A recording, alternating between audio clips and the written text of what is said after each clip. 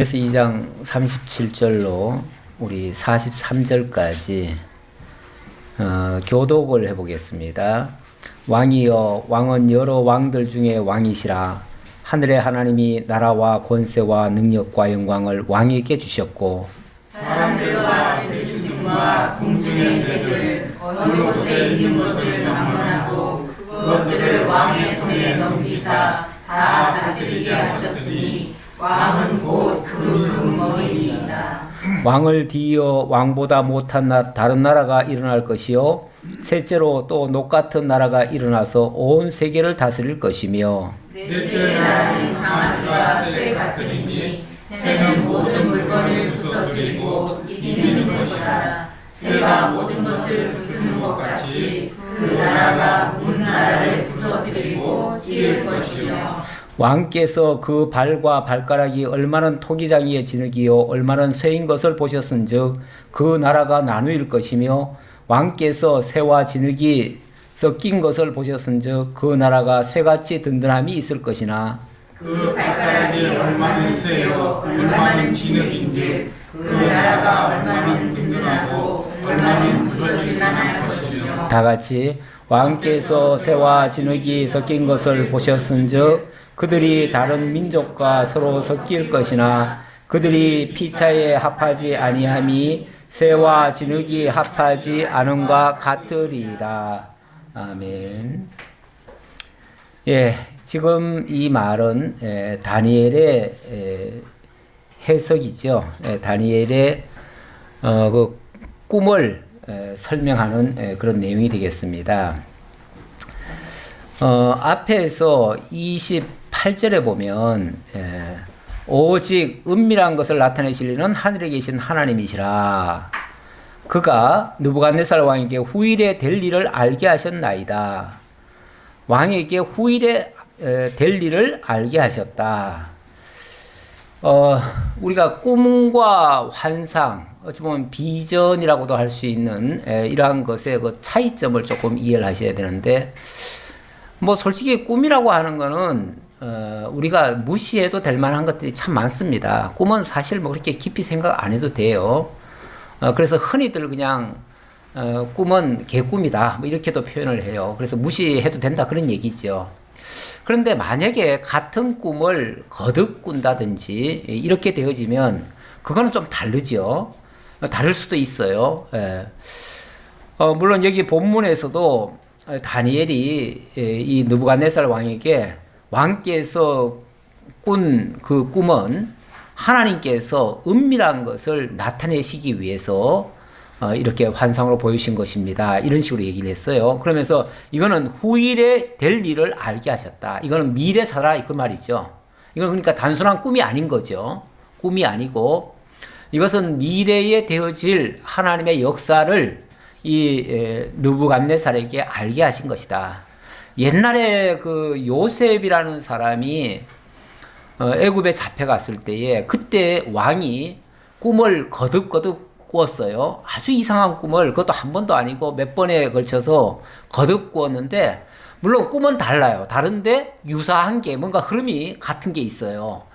그래서 너무 이상하고 너무 특이해서 그때도 이와 유사한 행동을 그 왕이 취한 적이 있어요.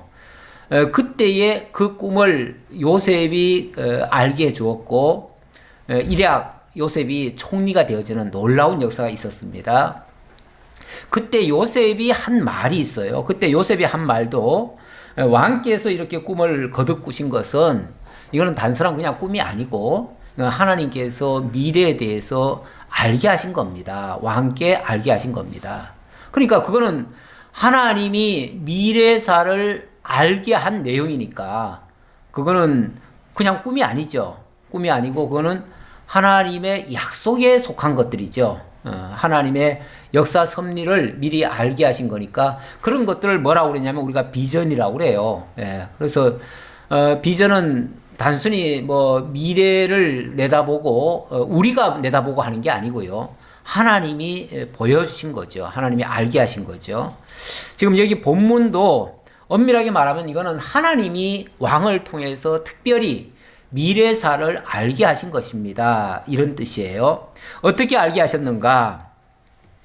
왕이여 왕은 여러 왕들 중에 왕이시라. 지금 그 당시로 봤을 때 이 바벨론의 왕은요 세계 최고입니다.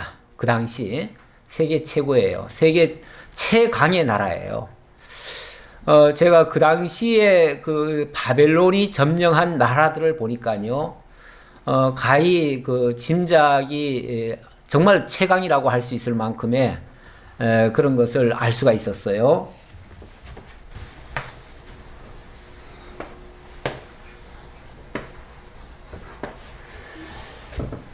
지금의 이제 터키 지역이고, 여기가 이스라엘입니다. 이스라엘이 뭐 땅이 크지 않아요. 요만큼인데, 그 당시 바벨론이 원래는 그 바벨론 땅이 여기쯤 되거든요. 그런데 이것도 이제 커진 거고요. 원래는 이렇게 큰 것도 아니죠. 원래는 바벨로니아라고 해가지고 여기쯤에 조그마한 나라였어요. 조그마한 나라였는데 이게 점점 커져가지고 이 정도 됐어요. 됐는데 여기 이제 시리아 그 당시는 아람이죠. 아수르, 아람 이쪽을 집어삼키고 그리고 이쪽 나라도 많이 삼키고 또 여기까지 점령을 하고 나중에 이쪽 지역까지 좀 많이 차지했습니다. 여기까지. 그러니까 여기를 다 점령한 거죠. 점령하고 또 여기를 점령해가지고 여기 애굽인데 애굽의 동쪽 이쪽까지도 점령을 했어요. 그러니까 그 당시 바벨론 제국이 얼마나 커졌는가를 보여주는 한 이제 단면인데요. 자, 이렇게 하나님께서 이 바벨론을 이렇게 키워놨습니다. 그 말이죠. 그래서 모든 왕 중에 왕이 됐다. 지금 본문이 그렇게 얘기하죠. 왕들 중에 왕이시라. 하늘의 하나님이 나라와 권세와 능력과 영광을 왕에게 주셨고, 하늘의 하나님이 지금 바벨론 느부갓네살이 이렇게 흥왕한 것은 하늘의 하나님이 이렇게 높여놓으신 겁니다. 라고 일러주었어요. 자, 그래 놓고 사람들과 들짐승과 공중의 새들 어느 곳에 있는 것을 막론하고 그것들을 왕의 손에 넘기사 다 다스리게 하셨으니 왕은 곧 그 금머리니이다. 자, 앞에서 이제 그 꿈 얘기를 했는데 그 꿈이 하나의 우상이라고 그랬습니다. 우상의 모습이 있어요. 자, 제가 대략 한번 그려볼게요. 근데 무슨 우상이냐면 사람 우상이에요. 사람 모양이에요. 사람 모양인데 왕은 모든 왕들 중에 왕이 됐으니까 그래서 이 금머리입니다. 그 말이에요. 금머리. 그런데 머리의 모양이 금으로 돼 있어요. 그래서 금머리라고 얘기를 하는데 바로 왕은 이 금머리에 해당되는 왕이십니다. 그래서 으뜸입니다. 그 얘기죠. 자, 그래 놓고 왕을 뒤이어 왕보다 못한 나라가 일어날 것이요. 그런데 여기 그 앞에 설명이 나왔지요. 저 31절부터 다시 한번 보겠습니다. 잠깐. 왜냐하면 이 우상의 모습을 먼저 설명을 해야 되니까요.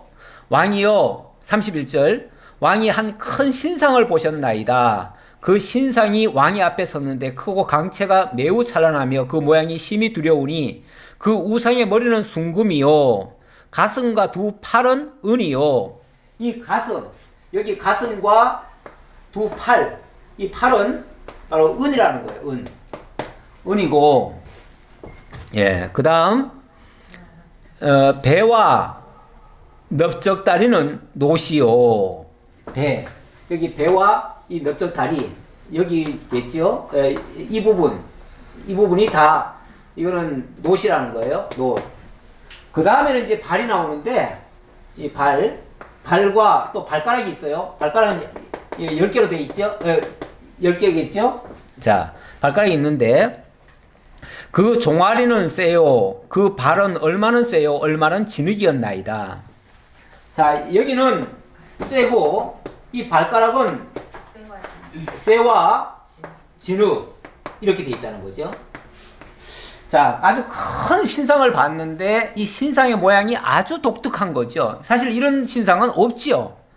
하기야 이렇게 이상하니까 이 느부갓네살 왕이 이게 도대체 무슨 꿈이냐. 이게 그냥 꿈 같지는 않고 분명히 뭔가 있을 것 같은데 도대체 뭔지 모르겠다. 그랬던 건데 여기에 대한 해석을 왕이시여 당신은 이렇게 모든 나라를 다 점령한 정말 왕들 중에 왕이기 때문에 그래서 머리에 해당되는 그리고 그 영화가 정말 황금같이 그렇게 빛나기 때문에 그래서 당신은 바로 금머리에 해당됩니다. 그러니까 이거는 바로 바벨론을 두고 하는 말이에요. 바벨론.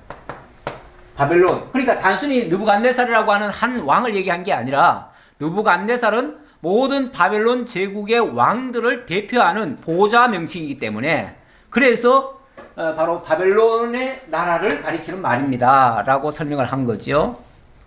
그 다음 다시 본문으로 돌아와서 39절 왕을 뒤이어 왕보다 못한 다른 나라가 일어날 것이요. 자, 이제 이 바벨론이라고 하는 나라가 계속 가는 게 아니고요. 조금 있으면은 이제 바벨론만은 못하지만 그러나 큰 나라가 하나 일어설 겁니다. 이렇게 얘기를 하는 거예요. 큰 나라가 일어서는데 바로 여기가 지금으로 말하면 이란이라고 하는 나라인데 여기가 이제 바사가 있고요. 메대가 있습니다. 이 메대 제국이 일어난다는 거예요. 일어나가지고 이 나라가 이 바벨론을 집어삼킬 겁니다. 바벨론이 점령했던 모든 나라들을 이 왕보다 못한 나라가 일어나가지고 삼킬 겁니다. 그 얘기예요. 그게 이 이제 가슴과 두 팔로 이 설명을 된 겁니다. 이게 두 팔이니까 이게 이제 하나의 세력이 아니라 사실은 두 세력이라는 거예요. 두 세력인데 두 세력이 마음을 합해가지고 한 나라가 되는데 원래는 바벨론만은 못하니까 금에는 해당이 안 되고 은에 해당되는 거죠. 은에 해당되는데 그러나 둘이 합쳐가지고 한 마음으로 결국 바벨론을 집어삼킬 겁니다. 그런 얘기예요. 또 나중에 이제 또 다른 비유가 나오는데 다른 비유에서는 이제 고음으로 이제 표현을 했는데 그때는 한쪽 다리를 들고 다른 쪽을 이렇게 삼킨다는 식으로 또 얘기를 해요.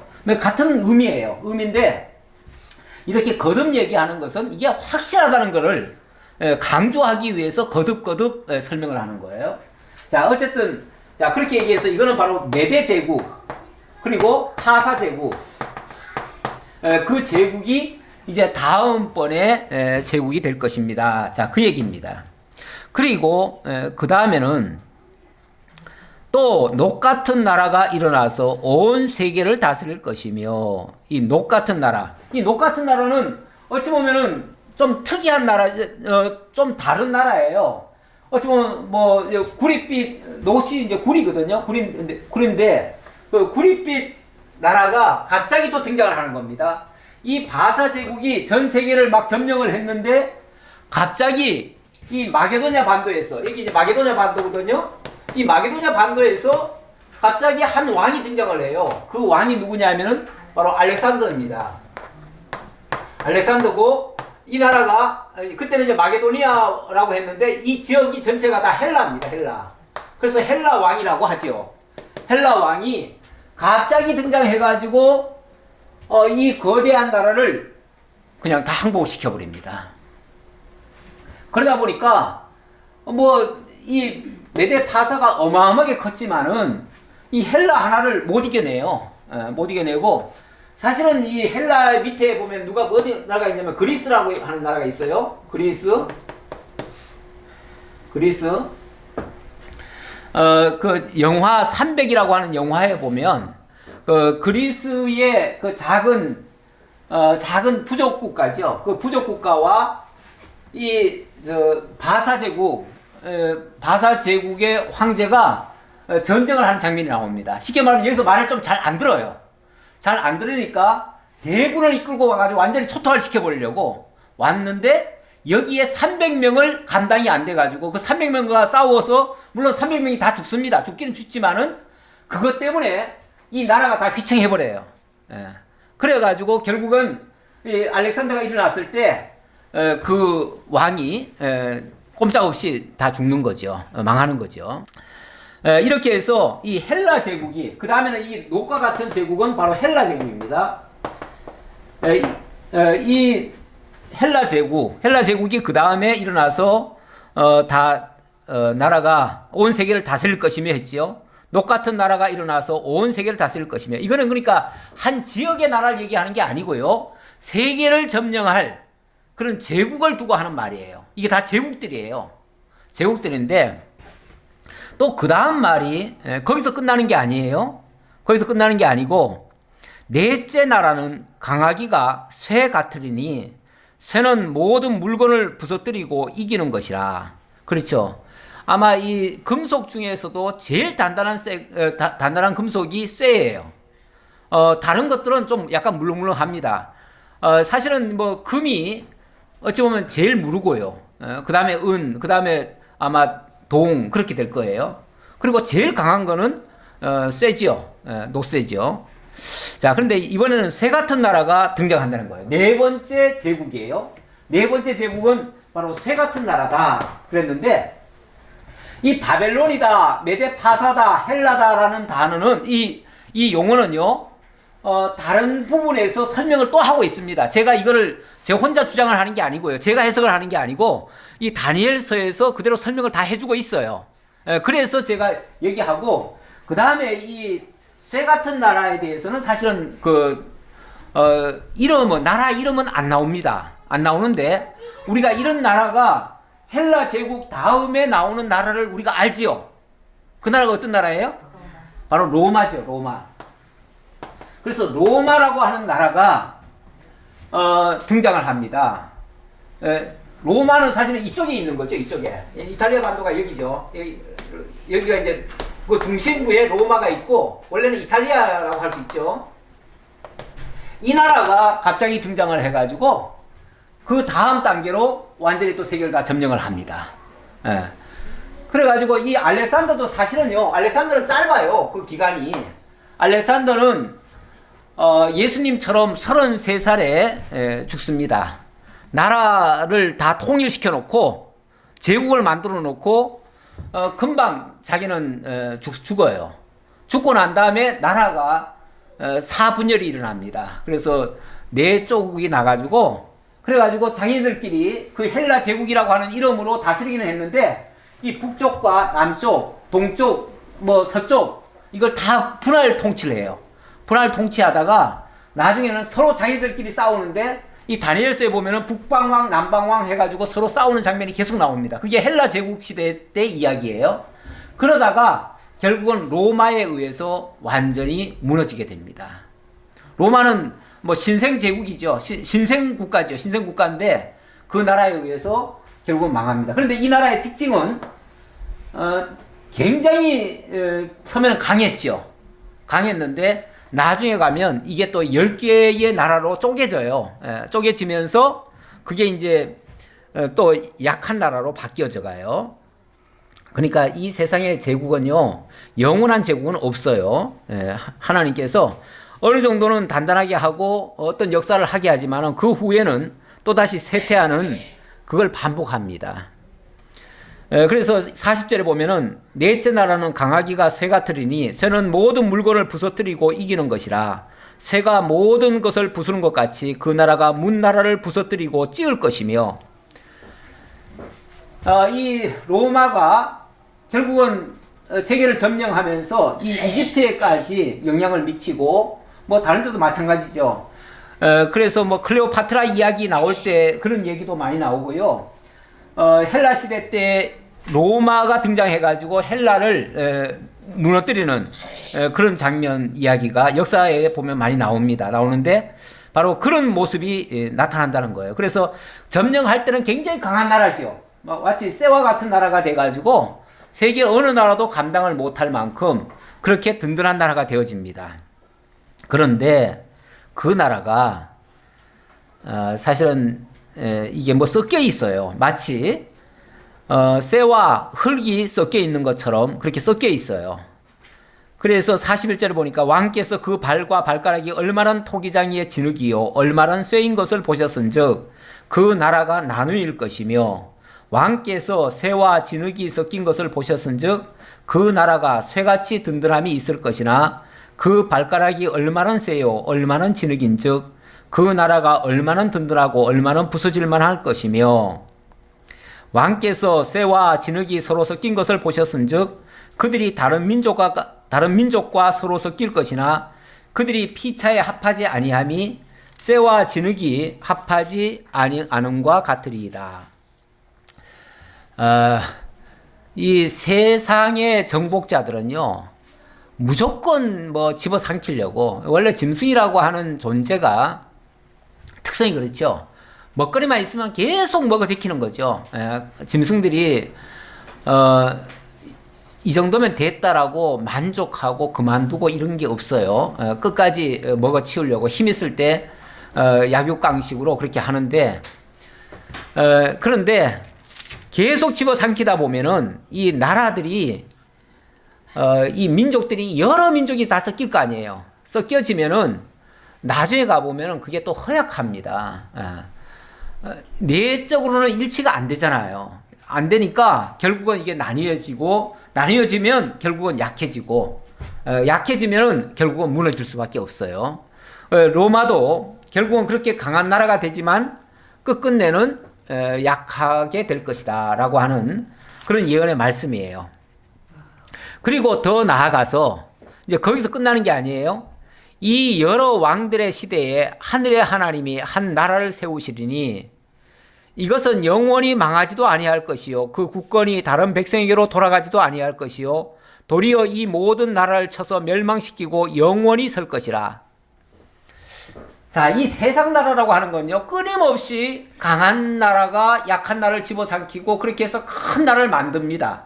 만드는데 그 나라가 그러면 영원할 것이냐? 그렇지 않아요. 얼마 후에 가면은 또 그 나라도 또 망합니다. 그러면 최종 승자는 누가 될 것인가? 끊임없이 세상 정부는 그 힘을 과시하고 정복해 가려고 하지만 끝끝내는 그 나라들은 다 망합니다. 다 망해요. 그러면 최종 승자는 누가 될 것인가? 여기 보니까 하늘의 하나님이 한 나라를 세우실 것이다. 그 나라가 승리할 것이다. 하나님이 세우시는 그 나라가 영원히 승리할 것이다 라고 얘기를 합니다. 그러면서 그 나라는 영원히 망하지도 아니할 것이요 그 국권이 다른 백성에게로 돌아가지도 아니할 것이요 도리어 이 모든 나라를 쳐서 멸망시키고 영원히 설 것이라. 이런 나라가 등장할 거래요. 이런 나라가 여러분 보셨어요? 이런 나라가 어디죠? 바로 하나님의 나라를 두고 하는 말입니다. 이 세상 나라는 끊임없이 자기들끼리 힘을 모으고 다른 나라를 치고 정복하고 뭐 온갖 방법을 다 동원하지만 얼마 안 가서 다 망해요. 얼마 안 가서 다 망하고 결국 끝끝내 승리하는 최종의 승리하는 나라는 하늘의 하나님이 세우시는 나라. 하늘의 하나님이 세우시는 나라니까 무슨 나라겠죠? 하나님의 나라. 하나님의 나라가 결국은 온 세계를 정복하고 승리할 것입니다 라고 이야기를 합니다. 근데 그 나라가 어떻게 만들어질 것인가? 우린 지금 뭐 말씀이야 이렇게 나오지만은 도대체 그런 나라가 어떻게 만들어질 것인지는 우리가 상상이 안 가잖아요. 안 가는데 거기에 대해서는 이렇게 얘기를 합니다. 45절에 보니까 손대지 아니한 돌이 산에서 나와서 새와 녹과 진흙과 은과 금을 부서뜨린 것을 왕께서 보신 것은 크신 하나님이 장래일을 왕께 알게 하신 것이라. 이 꿈은 참되고 이 해석은 확실하니이다 하니. 왕이시여, 왕이 이 신상도 보셨지만 한 작은 돌이 붕 떠가지고 갑자기 이 신상을 치더니만 이 신상이 완전히 콩가루 되듯이 다 부서져 버리고, 그리고 그것들이 태산을 이루는데 거기에 한 작은 돌이 나라를 세우는 모습, 그걸 보셨죠? 이렇게 이제 쉽게 말하면 질문하는 거죠. 가만히 생각하니까 그런 일이 있었다는 거죠. 그래, 그런 일이 있었다. 바로 그게 하늘의 하나님이 세우실 나라입니다. 그 하나님이 세우시는 그 나라가 이렇게 세상에 있는 모든 나라들을 결국은 다 깨부수고 궁극적으로 그 나라가 온전히 설 것이며 영원할 것입니다. 그 나라는 다시는 망하지 않을 것입니다. 영원히 망하지 아니할 나라, 그 나라가 바로 하나님의 나라입니다 이런 식으로 지금 설명을 하는 거예요. 그러면서 손대지 아니한 돌이 산에서 나와서, 그리고 이 신상을 친다고 그랬잖아요. 손대지 아니한 돌. 손대지 아니한 돌이니까 무슨 돌이죠? 예, 산돌. 산돌이기도 하고, 예? 예. 저건 사람의 손으로 만드는 돌이 아니잖아요. 사람에 의해서 지금 되어진 돌이 아니잖아요. 갑자기 산에서 돌이 하나 싹 뜨더니만 그 돌이 와가지고 지금 우상을 치는 거 아니에요? 예. 그래가지고 다 가루를 만들어 버리는 거예요. 다 망가뜨리는 거예요. 그러더니 새로운 나라를 만든다는 거죠. 바로 이것이 장차 이 산돌은 장차 다른 성경에서 보면 이 산돌은 바로 예수 그리스도를 가리킨다 그러죠. 예수 그리스도가 산돌이고 그분은 베드로서에서 그렇게 돼 있죠. 산돌이신 그리스도께 이렇게 이제 얘기하는데, 여기서 진짜 핵심은 이 산돌 하나가 떠가지고 이걸 깨부시는 거예요. 이게 진짜 중요한 핵심적인 내용이죠. 네.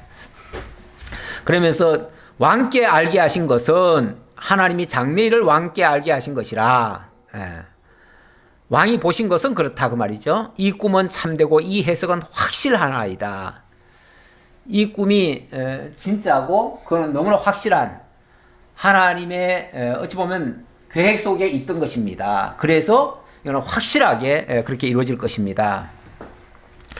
이에 느부갓네살 왕이 엎드려 다니엘에게 절하고 명하여 예물과 향품을 그에게 주게 하니라.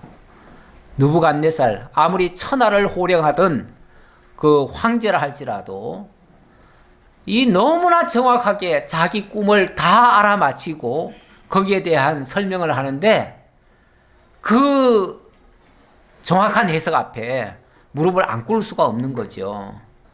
물론 거기에 뭐 거짓이 있거나 유추해서 얘기한다거나 뭐 확실치 않은 얘기를 한다면은 그럴 리가 없겠지만, 뭐 하나도 부인할 수가 없잖아요. 하나도 부인할 수가 없으니까 이거는 정말로 네가 믿는 그 하나님이 이런 일을 한다는 뜻이구나 라고 생각을 한 거죠. 그렇다면 너가 믿는 그 하나님 앞에 내가 무릎을 꿇지 않을 수가 없다. 그러니까 다니엘에게 무릎 꿇은 게 아니라 다니엘에게 그 사실을 알게 하신 그 하나님 앞에 사실은 무릎을 꿇은 거죠. 그래서 느부갓네살 왕이 엎드려 다니엘에게 절했다. 그러니까 다니엘과 함께 하신 하나님 앞에 무릎을 꿇은 겁니다.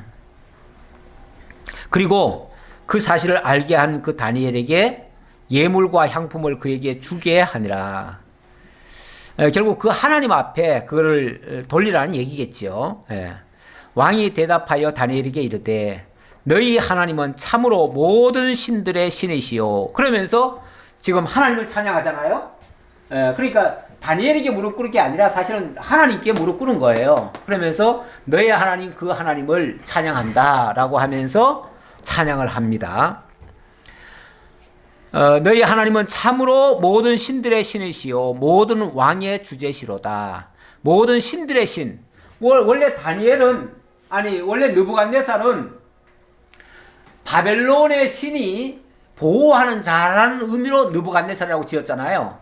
그래서 느부신이 보호하는 자인데 자기도 어찌 보면 하나님의 자기네 느부신의 사람이라고 생각했잖아요. 근데 자기가 믿고 섬기던 그 신보다 월등히 더 뛰어난 신인 것을 알았던 거죠. 그리고 보니까 모든 신들의 신 이렇게 지금 표현을 합니다. 뿐만 아니라 모든 왕의 주제시로다. 이 모든 왕, 역대 지금 앞으로 역사가 지금 이렇게 펼쳐진다는 끝까지 얘기를 하고, 이거는 뭐 미래에는 아직 나오지도 않은 얘기지만은 이렇게 하나님이 계획을 세우셨고 이렇게 반드시 하실 거라고 하니까 그 모든 왕들을 다 주재하고 다스리는 자가 바로 하나님이시구나 라는 사실을 알은 거죠. 그리고 또 네가 능히 이 은밀한 것을 나타내었으니 내 하나님은 또 은밀한 것을 나타내시는 이시로다. 그러면서 너의 하나님은 정말로 숨겨진 알지 못하는 것까지 그 비밀까지 다 알게 하시는 분이시구나 라고 그 하나님을 찬양하게 되어집니다. 왕이 이에 다니엘을 높여 귀한 선물을 많이 주며 그를 세워 바벨론 온 지방을 다스리게 하며 또 바벨론 모든 지혜자의 어른을 삼았으며 왕이 또 다니엘의 요구대로 사드락과 메삭과 아벳누고를 세워 바벨론 지방의 일을 다스리게 하였고 다니엘은 왕궁에 있었더라. 지난주까지만 해도 다니엘은 사실은 위기에 빠졌잖아요. 다니엘의 세 친구들도 정말 죽음에 처하게 됐잖아요. 그야말로 가장 큰 위기 속에 빠졌는데 하나님은 놀랍게도 그 위기를 기회로 바꾸셨어요. 오히려 그들을 모든 사람 앞에 부각시켜 주셨고 돋보이게 하셨고 드러나게 하셨고 하나님의 사람임을 증거하게 하셨고 뿐만 아니라 하나님의 능력까지 하나님의 존재까지 알게 하는 이 놀라운 역사를 그를 통해서 하셨어요. 그래서 위기는 곧 기회가 되었고 그 기회가 다니엘을 일약 바벨론 제국의 정말 왕궁에서 왕을 보필할 수 있는 그런 자리로 등용을 시켰어요. 등용을. 그래서 이 다니엘이 어떤 자리까지 올라갔습니까? 바벨론 온 지방을 다스리게 하며 또 바벨론 모든 지혜자의 어른을 삼았다. 모든 지혜자의 어른. 바벨론은 그 박수와 술객들을 늘 왕 곁에 두었다고 그랬잖아요. 그 사람들이 소위 말해서 그 당시의 지혜자들이에요. 가장 이 세상에 그 어떤 사람들보다도 더 뛰어나고 더 학식도 있을 테고 또 모든 것을 파악할 수 있는 그런 능력들이 있는 사람들이에요. 저 하늘의 별과 모든 천체의 움직임과 모든 이 사물들의 이치를 다 깨닫는 사람들, 그런 사람들이 다 지혜자들이죠. 전에는 다니엘이 그런 사람들 밑에서 일을 했던 사람이에요. 그랬는데 일약 이 사건을 계기로 해서 거기에 으뜸으로 올라선 거예요. 이렇게 하나님이 높여주셨어요. 지난번에도 말씀드렸지만 그래서 우리 믿는 사람들, 진실로 하나님의 뜻을 깨달아 알고 하나님을 경외하는 자들에게는 위기는 없다. 위기는 곧 기회이고 기회는 곧 승리의 하나의 조건이 되어지고 이렇게 되어집니다. 그래서 우리는 어떤 위기가 왔을 때, 어려움이 왔을 때 이 일을 통해서 또 하나님이 어떤 역사를 하실까? 사실은 우리는 기대를 하고 또 잠시 기다리거나 아니면 잘 참아내면 그걸 통해서 틀림없이 하나님의 역사를 맛볼 수가 있습니다. 그렇게 되어지면 이전보다 훨씬 더 승리하는 삶을 살아갈 수 있어요. 그래서 우리 기독교인들에게는 엄밀한 의미에서 위기는 없습니다. 위기는 오히려 하나님이 우리를 업그레이드 시켜주시려는 하나님의 특별한 은혜의 섭니다라는 것을 알 수가 있습니다. 그래서 유명한 믿음의 사람들은요, 그런 어떤 위기를 통해서 오히려 하나님의 역사를 맛보는, 그리고 하나님의 능력을 통해서 또 새롭게 더 한 단계 높아가는 그러한 계기가 만들어집니다. 그래서 이런 사실을 알면요, 어떤 어려움도 어려움으로 다가오지 않습니다. 근데 그걸 못 느끼면, 이걸 깨닫지 못하면은 우리는 작은 일만 생겨도 그냥 걱정이 늘어지죠. 그것 때문에 울고 고통스러워하고 괴로워하는 그런 모습을 띠게 되죠. 그게 바로 믿음이 없다고 하는 증거이기도 하고요. 우리가 믿음의 사람이라면 그런 거에 대해서 우리가 초연하고 또 하나님의 능력을 볼 수 있는 기회로 삼아야 되겠습니다. 이렇게 해서 다니엘이 바르게 하는 바람에 다니엘뿐만 아니라 다니엘의 세 친구들까지도 높은 자리로 등용이 되었어요. 그래서 다니엘은 중앙에서 왕 곁에서 모든 지혜자의 어른이 되었고 나머지 그 친구들은 저 각 지방으로 가가지고 지방에서 도백이 됐겠죠.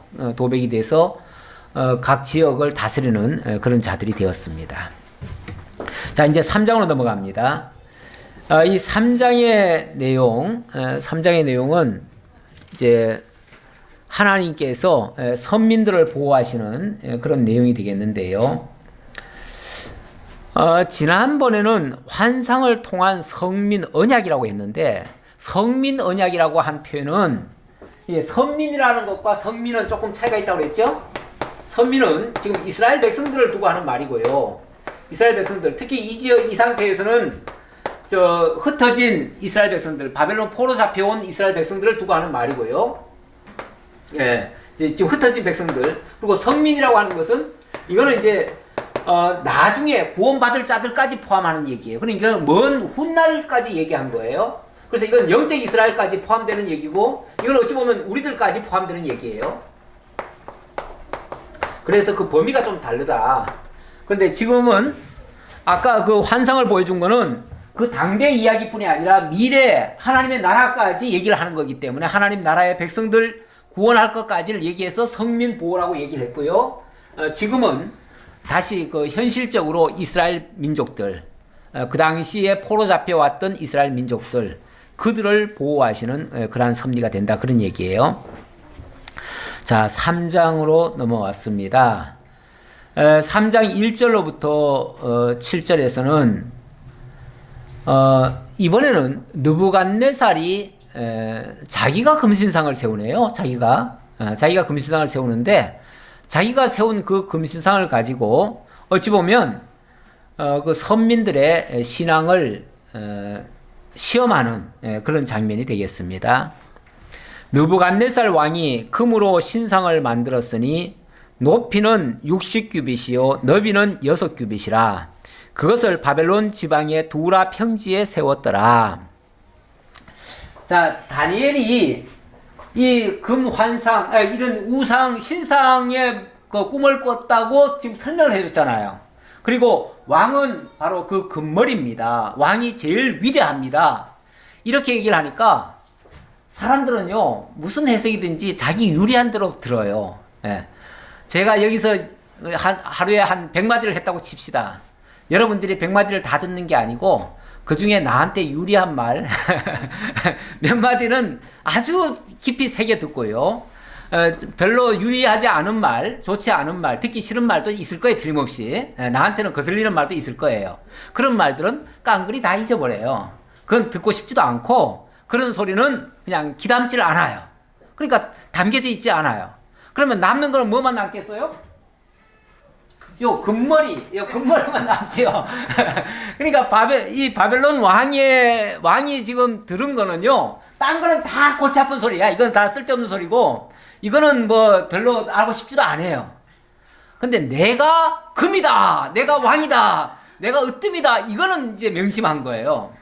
그러다 보니까 그렇지, 내가 금머리고 내가 세계에서 제일 위대하다면 그러면 다 나를 우러러 봐야지.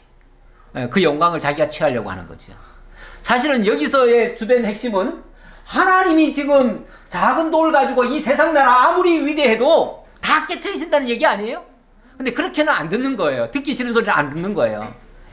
그러다 보니까 결국은 당신은 금머리입니다, 이것만 남아가지고 그렇다면 나를 이렇게 만들어야지 하고서 자기 신상을 금으로 만들어버린 거죠. 그래, 그것도 아주 최고라고 했으니까, 세상에서 제일 으뜸이라고 했으니까, 세상에서 제일 으뜸 가는 큰 신상을 만드는 거예요. 그래서 3장 1절에 느부갓네살 왕이 금으로 신상을 만들었는데 높이가 60규빗이다. 60규빗. 1규빗이 약 50cm라고 그랬죠. 그러면은 5, 6이 30이면은 한 30m 되는 거죠. 30m면은 지금 이 아파트가 10층 높이가 원래 한 30m 됩니다. 그러면 아파트 10층 높이의 신상을 만든 거예요. 그것도 금으로, 황금으로. 얼마나 멋있겠어요. 얼마나 화려하겠어요. 이 바벨론 제국에 그런 것들이 많습니다. 많고. 사실 어느 나라든지요, 이 독재 정부들은 보면은 은근히 자기를 드높이려고 합니다. 그래야 그 권세 앞에 사람들이 다 무릎을 꿇으니까. 지금 북한에도요, 김일성 동상이 한 뭐 2,000개인가 뭐 그렇게 있대요. 전국에 그러니까 곳곳에 김일성 동상이 있어요. 물론 그거는 금으로 만든 건 아니지만 나 김일성은 이렇게 위대하다. 그걸 이제 온 지금 나라 백성들이요 다 내 앞에 무릎 꿇어라 그 얘기잖아요. 예. 그러니까 모든 독재자들은 가만히 보면 동상을 만듭니다. 자기 동상을. 심지어는 살아있을 때도 만드는 경우가 있어요. 사실 우리나라에도 살아있을 때 동상을 만든 것도 있었어요. 예. 그것도 바람직하지 않지요. 예, 바람직하지 않은데 근데 참 동상을 만들어 놓으면요 그 동상 만든 나라들은 한결같이 다 망합니다. 망해요. 아니 죽은 다음에 세울 수는 있어요. 왜냐하면 그건 기념하기 때문에 기념하기 위해서 하는 거고 기억하기 위해서 이제 할 수는 있어요. 뭐 한참 지난 다음에 정말 이 사람이 우리나라에 끼친 큰 영향이 있었다. 그래서 그 섬기려고 하는 게 아니라 이런 사람을 우리가 잊지 말자라는 차원에서 그렇게 할 수는 있겠어요. 그러나 살아있는 사람을 가지고 동상을 만들어 놓고 그렇게 하는 거는 굉장히 안 좋아요. 예.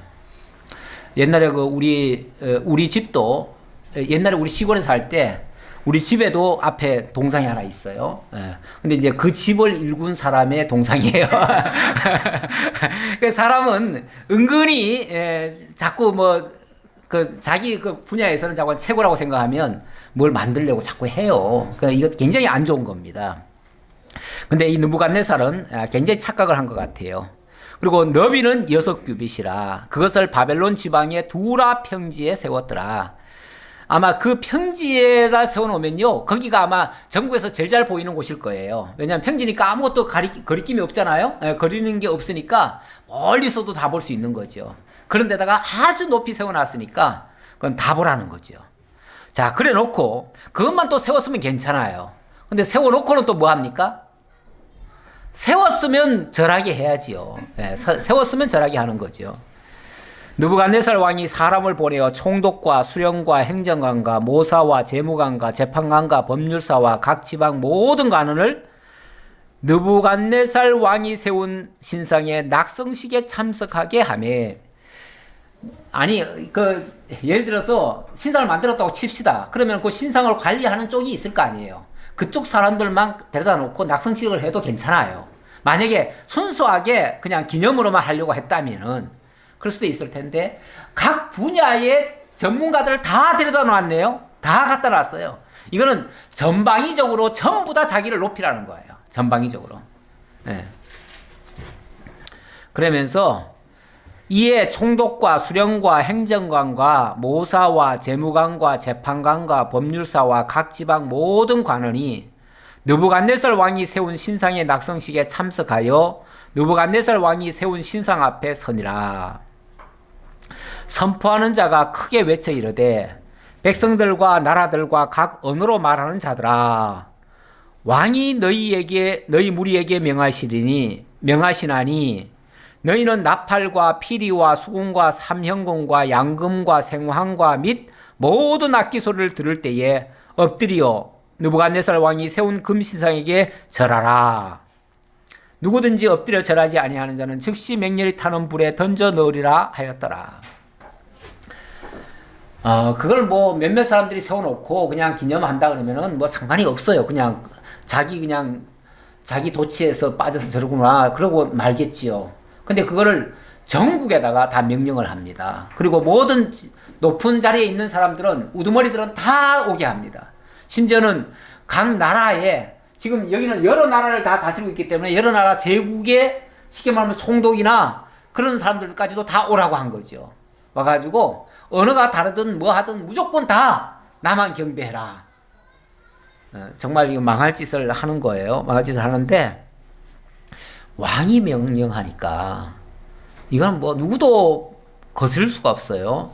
부인할 수도 없고 거스를 수도 없고 뿐만 아니라 이 악기 소리를 들을 때 모두가 다 절하라고 했는데 만약에 엎드려 절하지 아니하는 자가 있다면 즉시 맹렬히 타는 풀무불에 던져 넣으리라. 이렇게까지 명령을 했네요. 여기에 만약에 조금이라도 반대 의견을 한다든지 안 따르는 자가 있다면 바로 풀무불에 죽을 것이다. 또 위기가 찾아왔네요. 그렇죠? 또 위기가 찾아왔어요. 자꾸만 세상은요, 원래 한 고비 지나면은 또 한 고비가 있어요. 한 고비 지났다고 해가지고 이제부터는 고생 끝, 행복 시작 이런 거는 없어요. 우리가 세상 끝날까지 주님 앞에 가는 그날까지 한 곱이 지나면 또 한 곱이가 있어요. 인생은 정말 굽이 계속 넘어가는 산길을 넘어가듯이 넘어가고 골짜기를 넘어가듯이 넘어가지 삶이 항상 평탄한 그런 삶은 사실은 없습니다. 근데 우리가 은근히 그런 걸 기대하죠. 예수 믿고 나면 다시는 어려운 일은 이제 우리하고는 빠이빠이. 이제부터는 정말 평탄한 길만 갈 것이다. 이제부터는 아무런 나쁜 일도 안 생길 것이다. 천만에요. 만약에 그렇게 이제부터는 오늘부터는 그럴 거야 라고 하면 그날 밤에 생겨요. 오죽하면은 옛날에 사경에 옛날에 부흥회 했잖아요. 부흥회 하고 나면 부흥회 하고 끝나는 날 조심하라 그래요. 집에 가다가 시험 만날 수 있으니까. 왜냐하면 집에 가면은 틀림없이 집구석에서 난리가 날 거예요. 마귀가 가만 안 둔다는 거죠. 마귀가 무언가를 분탕질을 해가지고 그동안 받은 은혜 다 쏟아버리게 만들 것이다. 그러니까 조심하라고. 그래서 부흥 강사가 마지막 날 특별히 조심하라고 주의를 줘요. 근데 실제 또 그럴 수가 있어요. 정말 말씀 듣고 그 당시는 보통 상행을 했다 그러면은 막 일주일도 하고 그러잖아요. 며칠씩 하잖아요. 그래서 완전히 세상 일 다 잊어버리고 그냥 거기 가가지고 말씀만 듣고 막 은혜 충만해가지고 왔는데 집에 딱 발 들여놓는 순간 뭐가 보여요? 정말 꼴불견들이 보이는 거죠. 당장 잔소리 할 것부터 생기고요. 여자분들은 벌써 집구석 지저분하게 해놔도 벌써 성질 일어나잖아요. 그러니까 이거 당장 잔소리가 나오지요. 그러면 이제 그때부터 이제 싸움이 나는 거죠. 가만히 있으면 왜 그러겠어요? 사실은 집에는 집에대로 또 불만 없겠어요? 어디 갔다가 이제 와가지고 며칠 만에 와가지고 집 식구들 다 내팽개쳐 놓고 혼자 갔다 와가지고 이렇게 나올 거 아니에요. 당장 서로 으르렁거리고 있는 거죠. 그러다 뭐 하나 건들리기만 하면 바로 싸움이 되는 거죠. 그러면 그동안 받은 은혜 다 쏟아버리고 다시 이제 가야죠. 이렇게 되는데 이 세상은 원래 그런 세상이에요. 세상은 끊임없이 마귀가 진짜 도처에다가 지뢰폭탄을 갖다 깔아놨어요. 지뢰폭탄을 깔아놨어요. 그래서 정말 조심조심하지 않으면 어디서 터질는지 몰라요. 그런 지뢰밭이에요. 이 세상 자체가. 원래 저주받은 땅이에요. 이 땅이 정말 모든 게 다 제거된 평화의 땅이 아니에요. 평화의 땅이 절대 아니에요. 평화의 땅이 아니기 때문에 우리 보고 평화의 메신저가 되라는 거예요. 화평의 메신저가 되라는 거예요. 그러는 거지. 아니 이미 평화 다 이루어졌으면은 우리가 할 게 뭐 있어요? 우리가 할 게 아무것도 없지요. 이 세상 자체가 죄악의 도성이에요. 죄악의 도성. 죄악의 도성이기 때문에 이 정도면 됐다. 이제 됐다. 이렇게 큰 소리 치면 안 돼요. 그 치는 순간 또 시험에 빠져요. 어려움을 또 닥쳐요. 사실 연거푸 사실은 어려움이 오잖아요. 금방 다 피했는데 사실 높은 자리 가면 괜찮을 줄 알지만요. 높은 자리 갈수록 더 어려우면 더 많습니다. 세상에서도 그래요. 그래서 저는 어떤 면에서는요. 높은 자리 가지 말라고 그래요. 저는 그건 동생한테 배웠어요. 동생은 절대 이 진급시험을 안 봐요. 진급시험을 안 보고 회사에서는 몇 번의 기회를 주고 진급시험 보라고 일부러 휴가도 주고 하는데 절대 진급시험 안 봐요. 그걸 왜 하냐고. 진급시험 하면 그다음부터는 나갈 일밖에 없는데. 그러니까 그냥 나는 그냥 내 자리에서 만족하고 이대로 끝나도 괜찮으니까 그렇게 가요. 그렇게 가는데 그러니까 정말 오히려 뒤탈이 없고요. 안전은 빵으로 가더라고요. 너무 한꺼번에 진급해가지고 큰 목돈 챙기고 무슨 큰 높은 자리에 올라가고 영광 얻고 이거 사실은 별거 아니에요. 요즘도 어떤 사람 큰 자리에 올라갔다가 그냥 집안 박살 났잖아요. 그런 거 있어요. 그러니까 높은 자리가 절대 좋은 자리가 아니에요. 높은 자리는 어찌 보면 생명 단축하는 자리고요. 물론 하나님이 높여주면 우리가 갈 수는 있어요. 그러니까 하나님이 높여줄 때까지 가만히 있어요. 가만히 있다 보면 하나님 높여주면은 하고요. 그러니까 그때는 큰 소리 치면서 하는 거죠. 내가 하려고 한 게 아니라 하나님이 높여줬으니까 내가 할 수 없이 한다 그러고 그렇게 하시고 그렇지 않으면 굳이 안 되는 일 억지로 하려고 하다가 다른 시험에 걸리고 여러 사람 상처 입히고 그럴 필요가 없다 그 말이죠. 지금 여기 이제 세 친구들도 어찌 보면 지금 높은 자리에 올라갔어요. 방백이 됐어요. 차라리 밑에 있을 때는요, 이런 시험이 와도요, 자기 안 하면 그만이에요. 밑에 있으니까 누가 뭐 알기나 해요, 뭐 해요. 근데 높은 자리에 있으면 바로 표시나잖아요. 바로 드러나잖아요. 그러니까 바로 표적이 되잖아요. 바로 표적이 돼요. 자, 7절입니다. 모든 백성과 나라들과 각 언어를 말하는 자들이 나팔과 피리와 수공과 삼연금과 양금과 및 모든 악기 소리를 듣자 곧 느부갓네살 왕이 세운 금신상에게 엎드려 절하니라. 그때 어떤 갈대아 사람들이 나와 유다 사람들을 참소하니라. 이 참소한다. 이 참소는 누가 원래 하는 거예요? 그렇죠. 이 참소는 원래 참소하는 자라는 말이 원래 마귀 짓한다. 마귀예요. 마귀. 마귀가 하는 짓이 참소예요. 참소는 이게 거짓말하고 속이고 고자질하고 이런 것들이 다 참소예요. 참소인데 이거는 바른 말 하는 거야. 그건 속이는 게 아니죠. 그건 뭐 고자질 하는 것도 아니죠. 어떤 면에서. 그거는 악의를 가지고 정말 망하게 하려고 하는 일이죠.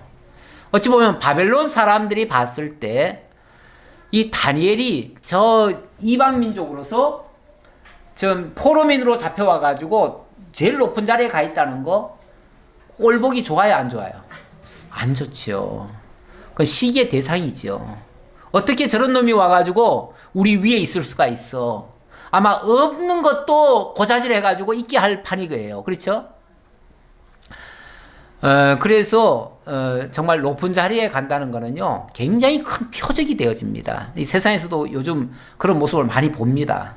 세상에서도 뭐 좀 하려고 하면 그렇게 적들이 많이 생겨요. 자, 그래서 갈대아 사람들이 고발을 했다. 참소를 했다. 그들이 느부갓네살 왕에게 이르되 왕이여 만수무강하옵소서. 자, 왕에게 사실은 참소하러 왔는데 일단 겉으로는 왕 만수무강을 빌지요. 그러니까 일단은 자기 목적은 뒤에 숨겨놓고 일단은 왕한테 좋게 말하는 거죠. 자, 그러면서 왕이여 왕이 명령을 내리사 모든 사람이 나팔과 피리와 수금과 삼연금과 양금과 생황과 및 모든 악기 소리를 듣거든 엎드려 금신상에게 절할 것이라. 누구든지 엎드려 절하지 아니하는 자는 맹렬히 타는 풀무불 가운데에 던져넣음을 당하리라 하지 아니하셨나이까? 이렇게 말씀하셨지요? 라고 일단은 질문식으로 얘기를 했죠. 그러니까 그래, 맞지. 사실 이 참소도 참 논리정연하게 해야 설득력이 있어요. 얼마나 질문해가면서 상대방으로 하여금 설득하고 그 다음에 이제 진짜 본론을 얘기하겠죠. 네. 그러면서 이제 유다 사람 사드락과 메삭과 아벳느고는 딱 집어서 얘기하잖아요. 사드락, 메삭, 아벳느고는 왕이 세워 바벨론 지방을 다스리게 하신 자이거늘 왕이여 이 사람들이 왕을 높이지 아니하며 왕의 신들을 섬기지 아니하며 왕이 세우신 금신상에게 절하지 아니하나이다. 여기 이제 다니엘은 일단 빠졌네요. 아마 다니엘의 이게 다니엘보다는 저 아래 사람들이니까 아무래도 자기네들이 볼 수 있는 거는 다니엘까지는 못 봤던 것 같아요. 그러니까 아마 그렇게 한 것 같은데 어쨌든 그 세 친구를 딱 표적 삼아서 그들을 고발했습니다. 자, 고발하는데 이 사람들이 왕을 높이지 않고 왕의 신들을 섬기지 않고 왕이 세우신 금신상에도 절하지 않았다. 결국 그 왕이 세운 그 신상은 어찌 보면 이 세상을 다스리는 자기네들의 소위 신이라고 있는 살아있는 신과 같은 존재라고 그렇게 아마 얘기를 했던 것 같아요. 그런데 거기에 그걸 인정하지 않고 지금 절하지 않았습니다. 라고 하니까 느부갓네살 왕이 노하고 분하여 사드락과 메섹과 아벳느고를 끌어오라 말하며 드디어 그 사람들을 왕의 앞으로 끌어온지라. 왕의 앞으로 끌려왔습니다. 절대절명에 여기서 빠져나갈 방법이 있을까요? 여기서 빠져나갈 방법은 없어요. 여기서 이제부터 이제 이게 이제 일종의 이것도 또 시험이죠. 엄청난 시험인데 우리가 시험을 만나면 우리는 어떻게 대처합니까? 일단은 왕이시여 그건 오해십니다. 우리가 그런 뜻이 아니고 뭐 이러쿵 저러쿵 해명하고 왕을 어떻게 해서든지 설득해가지고 거기서 빠져나오려고 일단은 살아야 되니까 훈일을 도모하려면 우선은 뭐 해야 돼요? 우선은 살아야죠. 우선은 살고 봐야 미래도 있지. 죽으면은 무슨 미래가 있느냐 이래가지고 우리나라도 한때 일제시대 때 신사참배하라고 할 때 어떻게 했어요? 뭐 목사님들이 이제 잠시 총회하면서 총회에서 의결을 했지요. 그 동방요배는 뭐 신에게 하는 게 아니라 국가를 사랑한다고 하는 뜻으로 한 거다. 그러니까 국가를 사랑한다면 경배하는 건 당연한 거다. 그러니 그거는 우상숭배가 아니다. 이렇게 선을 해줬지요. 선을 해줘가지고 한국교회는 공식적으로 동방요배를 했습니다. 했어요. 사실은 굴복을 한 거죠. 그러면서 그때 한 말은 그랬으니까 우리가 살아남은 거 아니냐. 그래서 한국교회를 지킨 거 아니냐. 나중에 거기에 끝까지 저항하다가 정말 순교당하신 분들도 있는데 그분들이 남아가지고 그분들은 우리는 신사참배를 끝까지 안 했다. 그래서 저 신사참배한 사람들은 저건 다 우상에 숭배한 사람들이라 우리가 상종을 않겠다. 그래가지고 그 사람들하고 같이 안 했어요. 같이 안 하고 우리는 우리만의 교회를 따로 세우겠다 해가지고 재건교회라고 해가지고 재건교회 그러니까 다시 회복해서 다시 세운다라는 의미로 재건교회를 세웠지요. 그 사람들은 일반 교회들 보면은 저건 다 배도한 교회들이다 해가지고 상종을 안 하려고 해요. 그래서 그 사람들은 지금도 교회 이름을 제1교회, 제2교회 이렇게 지어놔요. 그래서 거기는 지명도 안 쓰고요. 그냥 제1, 제2 뭐 이렇게 써요. 쓰는데 그분들이 지금도 있는데 사실 뭐 그 당시 입장에서 물론 그 잘한 건 절대 아니죠. 잘한 건 절대 아닌데 그렇다고 해가지고 계속 미워하는 것도 좀 이상하죠. 그것도 좀 바람직하지 않지요. 어쨌든 이런 일을 만났을 때 우리가 자칫하면 타협으로 갈 수가 있어요. 타협으로 갈 수 있는데 신앙은 어찌 보면 절개와 같습니다. 타협해가지고는 신앙으로 승리할 수 있는 게 아니에요. 타협은 곧 사실은 패배지요. 그러면 패배하면 죽는데 그럼 어쩌란 말이냐 이럴 수가 있어요. 타협한다고 다 죽나요? 또 그거는 아니에요.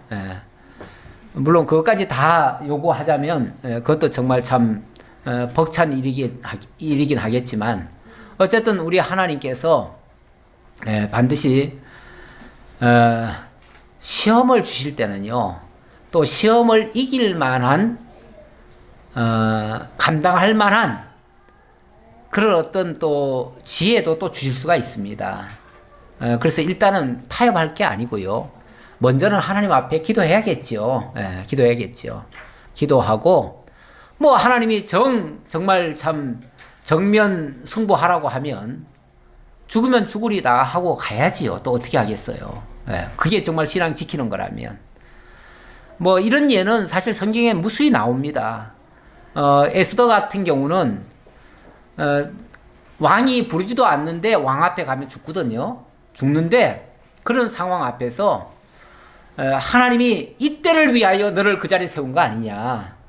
그렇다면 네가 움직여야 되지 않느냐라는 말에 죽으면 죽으리다 하고 나아가게 되죠. 나아가게 됐을 때 하나님께서 놀라운 역사로 오히려 살려주시고 높여주시는 그런 모습이 또 나타나게 됩니다. 때로는 우리가 정면 돌파할 필요가 있는데 우리 다니엘의 이 세 친구들은 어떻게 피할 수 있었는지 어떻게 이겨낼 수 있었는지 이겨냈으니까 성경에 기록됐겠죠. 어떻게 이겨낼 수 있었는지 이 장면은 우리가 다음 주에 또 살펴보도록 하겠습니다. 오늘 내용에서는 분명히 하나님이 시험을 주신다. 시험이라고 하는 건 한 번 하고 끝나는 건 아니다. 끊임없이 우리에게도 시험이 있을 수 있다. 그런데 그 시험을 잘 이기고 나면 시험은 망하라고 주는 게 아니고 오히려 그 시험을 이김으로써 하나님의 영광을 드러내고 우리의 믿음을 향상시키기 위한, 그리고 우리를 더 한 단계 높이시기 위한 하나님의 섭리다라는 것만 명심하시고 우리에게 주어지는 모든 어려운 문제들, 시험 문제 닥치면 지혜가 부족하거든 하나님께 구하라 하셨으니 기도하시면서 잘 이겨내시는 여러분들 다 되시기를 진심으로 기원합니다. 아버지 하나님 감사합니다. 오늘 다니엘서를 통해서 하나님이 정말 감당할 수 없는 여러 가지 어려운 일들을 거듭거듭 주시지만 그러나 믿음으로 승리하고 또 능히 감당한 후에는 오히려 하나님께서 높여주시는 이러한 역사를 통해서 참으로 하나님은 살아계시고 온 세상 왕들까지 주재하시는 대주재이시고 참 주관자이심을 하나님 깨달았습니다. 그리고 하나님은 정말 공의로우신 분이심을 깨달았습니다.